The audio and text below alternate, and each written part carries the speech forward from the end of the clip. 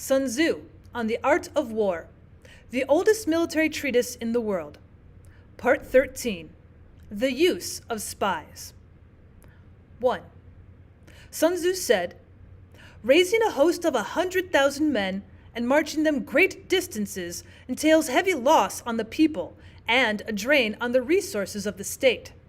The daily expenditure will amount to 1,000 ounces of silver.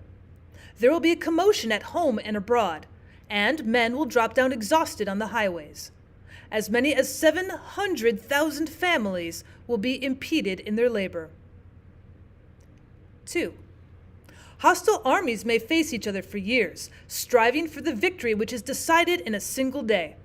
This being so, to remain in ignorance of the enemy's condition simply because one grudges the outlay of 100 ounces of silver in honors and emoluments is the height of inhumanity.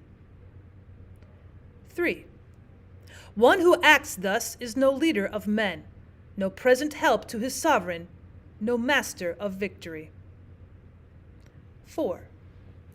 Thus what enables the wise sovereign and the good general to strike and conquer and achieve things beyond the reach of ordinary men is foreknowledge. 5. Now this foreknowledge cannot be elicited from spirits. It cannot be obtained inductively from experience, nor by any deductive calculation.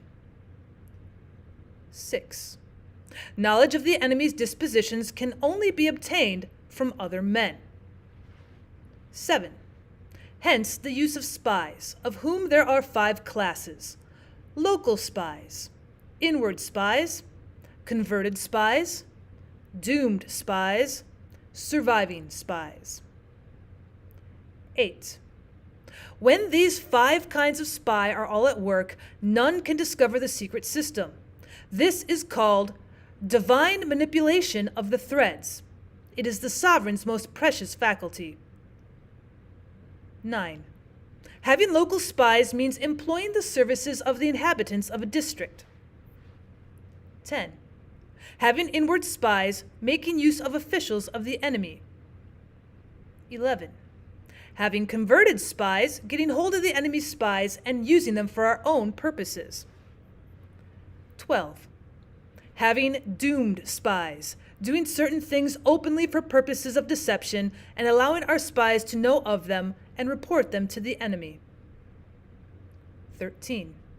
Surviving spies, finally, are those who bring back news directly from the enemy's camp. 14. Hence it is that which none in the whole army are more intimate relations to be maintained than with spies. None should be more liberally rewarded. In no other business should greater secrecy be preserved. 15. Spies cannot be usefully employed without a certain intuitive sagacity. 16. They cannot be properly managed without benevolence and straightforwardness. 17. Without subtle ingenuity of mind, one cannot make certain of the truth of their reports. 18.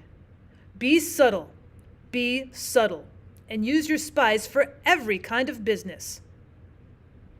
19. If a secret piece of news is divulged by a spy before the time is ripe, he must be put to death together with the man to whom the secret was told. 20.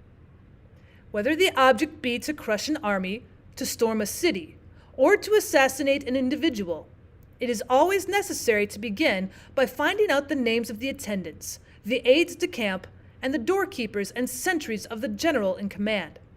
Our spies must be commissioned to ascertain these. 21. The enemy's spies who have come to spy on us must be sought out, tempted with bribes, led away, and comfortably housed.